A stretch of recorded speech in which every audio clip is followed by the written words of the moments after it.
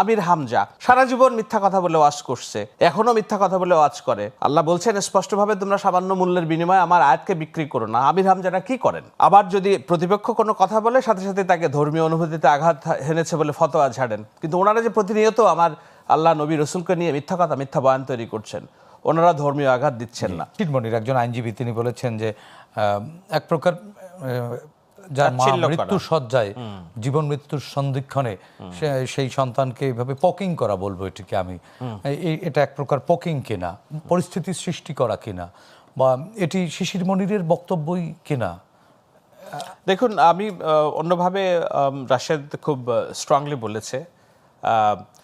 জনাব শিশির মনির, উনি যে রাজনীতি করেন, উনি যে খুব ভালো বক্তা, কিংবা উনি যে জামাতের রাজনীতির একজন বড় মুখ, এটা 5 তারিখের আগে তো আমরা জানতাম না কেউ।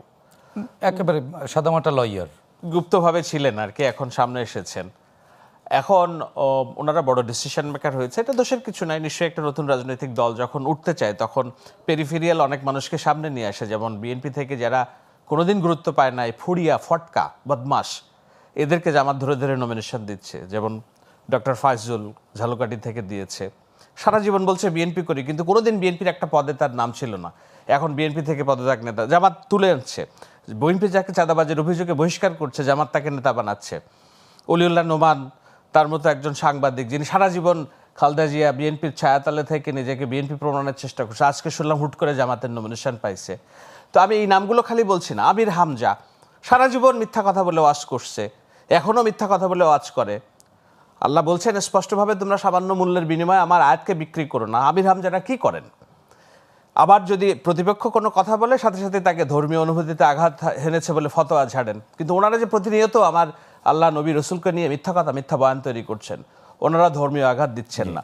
সুতরাং এই রাজনীতি, আপনি যেটা বললেন শিশির মনীষ, আমি এতখানি ইতিবাচকভাবে বলবো না, শিক্ষিত মানুষ, ভদ্র মানুষ আমার সাথে যোগাযোগ হয়েছে, কিন্তু এই সময়টাতে ওনার এই পোকিংটা যায় না। এটা পথভ্রষ্ট রাজনীতিকের একটি লক্ষণ, ফুরিয়াদের রাজনীতির লক্ষণ। যে ফুরিয়া রাজনীতি শিশির মনির করবেন বলে আমরা প্রত্যাশা করি না, কিন্তু উনি করেছেন। দেখলাম যে তাদেরই একজন শিবির কর্মী খমিনী এহসান বলছেন যে শিশির মনির কেন এটা বলেন, তার নিজের মাম্মা তো আমেরিকাতে থাকে, সে তো আর দেখতে যায় না।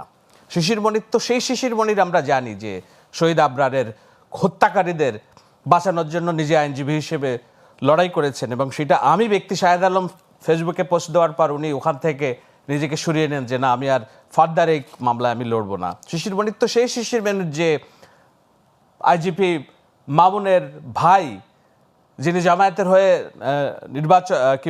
নির্বাচন করছেন না কি যেন আমি দেখলাম। এই মামুন, আমাদের যে মামুনের, যাকে সাজা কম দেওয়া হয়েছে, মানে Abdullah Mamun, just give and take, যে আমি আপনাকে কিছুর মধ্যে দিয়ে সাজা কম দিব, কিন্তু ওখানে যেন হচ্ছে যে আপনার যে ভাই আওয়ামী লীগের নমিনেশন করেছিল আওয়ামী লীগের হয়ে, ওই আসলে আমি দাঁড়াচ্ছি, আপনি আপনার পরিবারকে আওয়ামী লীগের ভোটগুলোকে আমার দিকে কনভার্ট করবেন।